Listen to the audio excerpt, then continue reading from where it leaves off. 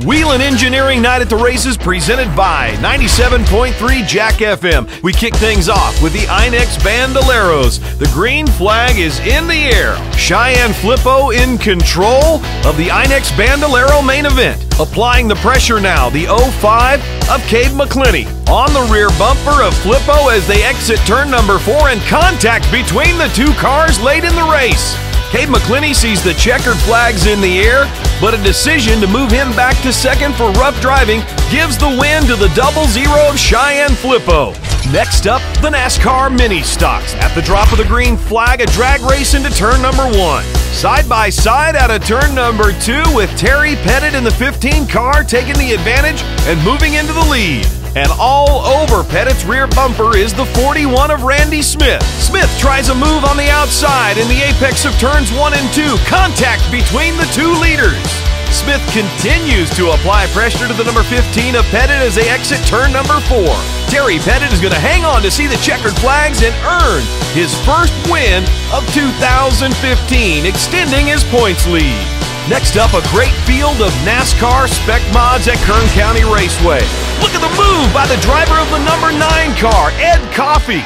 He splits the gap and takes over the lead into turn number 1. Contact between the number 55 of Matt Lewis and the number 2, your points leader Brock Thompson, brings out our first caution on lap number 3. Coffey making a statement early and leading early, but here comes the number 6 machine of Kevin Callahan. Callahan to the lead. Out of turn number 4, the number 6 machine of Kevin Callahan is slow on the front straightaway. From that point on, it would be clear sailing for the driver of the number 9 machine, Ed Coffey. The 911 Racing Series would be next on the quarter mile, and Swanson would use that preferred position to take the lead into turn number 1. Swanson would continue to lead, but here comes the number 6, the BPD machine of driver Rick Dossey. Dossey with an inside move takes over the lead from Swanson. The BPD out in front. Swanson goes up and over the rumble strip to the inside of Dossey to take over the lead.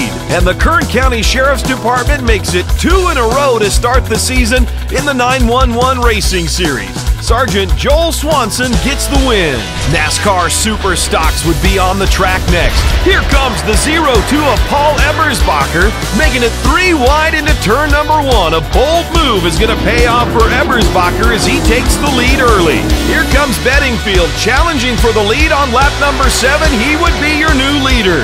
Kuchtra and Fife would battle for several laps, allowing the 22 of Johnny Bedingfield to scoot away and earn his 3rd victory of 2015.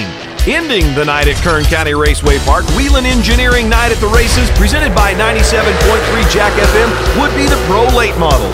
Green flag is in the air and the Smith brothers were off and running. But here comes the 4-star Fruit Campbell Motorsports number 43 of Derek Thorne. Derek Thorne has been nearly unstoppable in 2015. Derek Thorne doesn't waste any time getting to the point, position number 1 in the 40-lap late model feature.